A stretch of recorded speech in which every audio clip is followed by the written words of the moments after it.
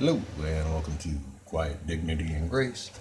Like, hate, share, scribe, comment if you need to, links for things where you find the linky stuff, notification bell because of reasons. I do other stuff. Never know when I'm going to drop. Thank you so much for watching. Let's go. I'm going to try to let you in on my thought processes, how my manic mind works. Plane delivers the moon. The whole premise of the game is based off of Tesla. What Tesla wanted to do was send energy between 2 points wirelessly. But even he knew there's going to be loss because of atmosphere and bleed.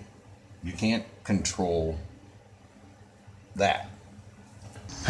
So, a quick and satirical analog. This is the receiver on Earth. Bloop.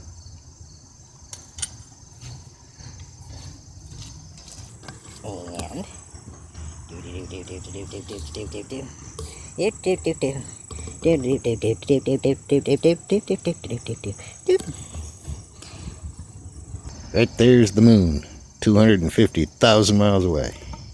250,000 miles, give or take. I was going to use the garden hose, but I think this explains itself.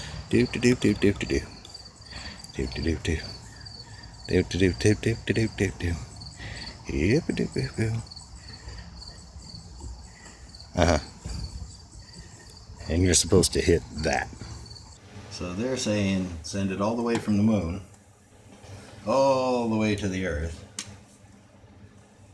Oop, sorry. The Earth.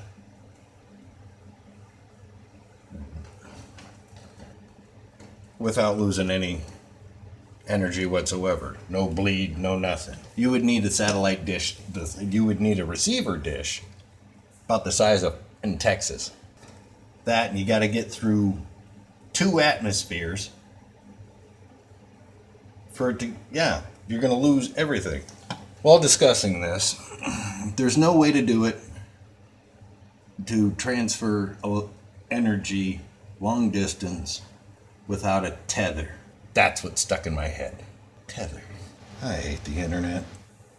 That's the best I could find on the subject. I even used Bing.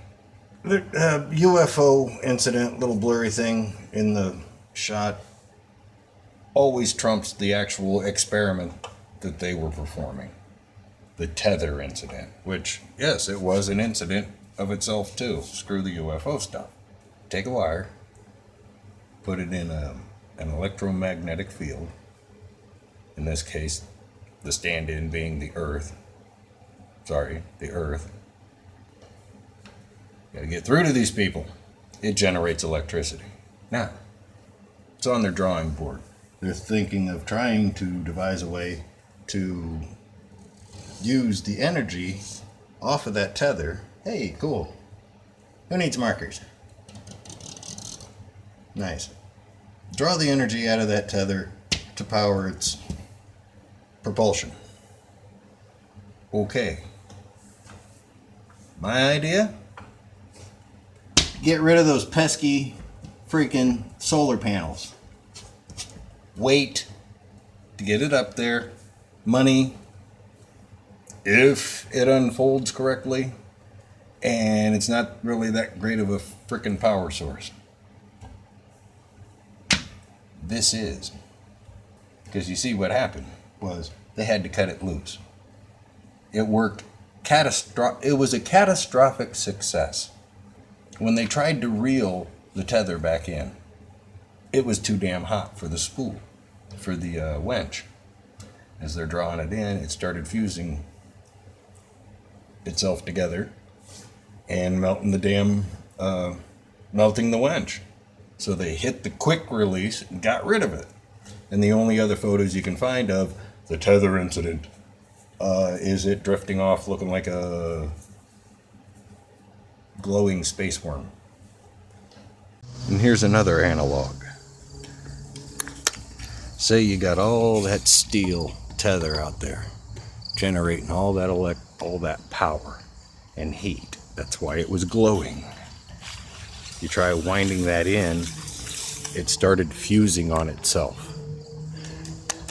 And the winch itself was in jeopardy, thus putting the rest of the shuttle in jeopardy. So they got rid of it.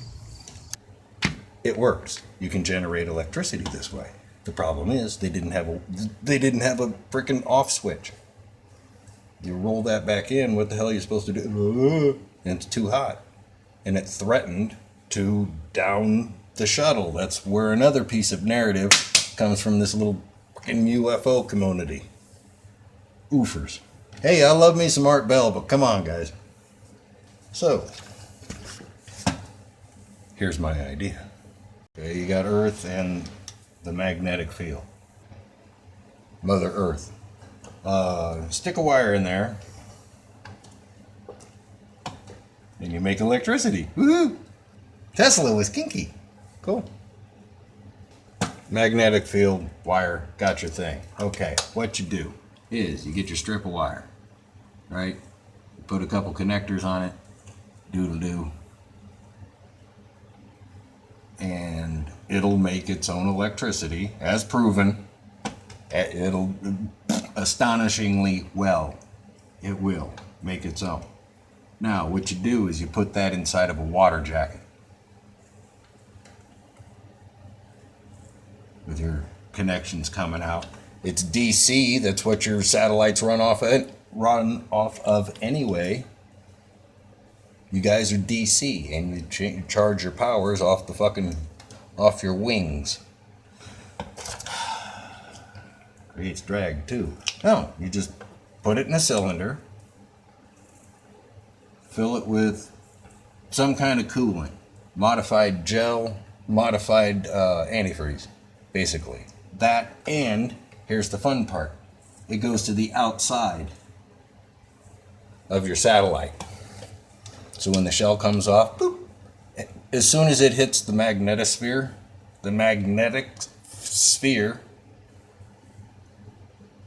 it turns on. Ain't got to unfurl shit. And if it gets too hot, put a quick release on that, throw it in space. That, and it being external, it already vents its own heat to help regulate it. And that's free. You come up with this, you save the industry, a couple $1 billion over that solar crap. Just make little batteries. Literal. Rechargeable batteries. If you can regulate it, get rid of all that extra, and probably move the ISS to a higher orbit. And then come up with a propulsion system off of that free electricity. Dear NASA, I want 3% for the idea. And if you're not interested, hello China. What? I'm a capitalistic pig. Dollar's a dollar even if it's yen. That's my idea. Get rid of a shit ton of excess weight, excess worry. You could save save at least 18 months getting rid of that to get your stuff up. Ring a ding. My idea, copyright, trademark, all that shit. Boom, boom. I own it. Thank you. Email in the abouts. See, this is the shit that keeps me up at noon.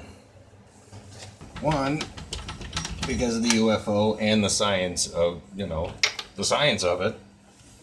Hello, Professor Simon. And as for debunking the utilityism of solar panels, hello, Thunderfoot. I'm not anywhere in their league. I'm just saying they help inspire me to think through this stuff. I hope this inspires you as well. It's right there in the name, too. Photovoltaic cells. They generate voltage from direct sunlight. Problem with those is they need direct sunlight to work. Oh, that's the Earth. It's Antarctica. Read a map. So, not only are you carrying all that extra weight and the development and folding it up in a tiny little package so it'll go up in your little pop bottle rocket.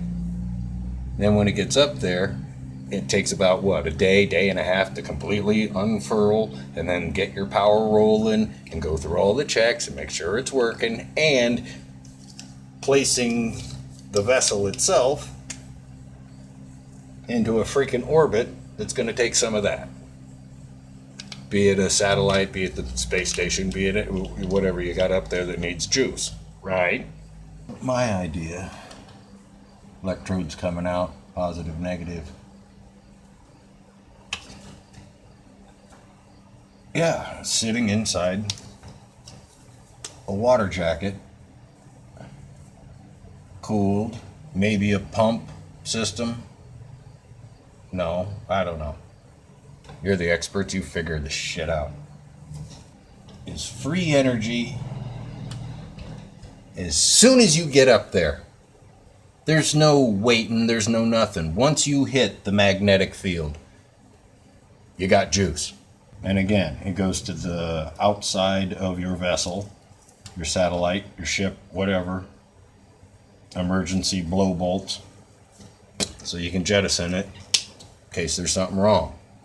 You put about 3 or 4 of these around that. It has to go up inside that cone shell anyway. Once that drops off, boom. Even before it reaches that stage, your power will kick on. And you don't have to worry about positioning. Well, other than put it where you want it. But you don't have to worry about it. Yeah. Because it's ready made. All it has to do is be up there. It'll cut your cost. It'll cut your time. It negates the need for direct line of sight to get your power. Because it's already making it. Proven concept. Can we please start implementing it? It's the 21st century. Can we start acting like it's the future? Please. The other thing about these battery packs, they can go where these can't. Pentagon. Call me. I hope this inspires you to keep dreaming. Keep thinking stuff up. This is absolutely plausible. Thanks for watching.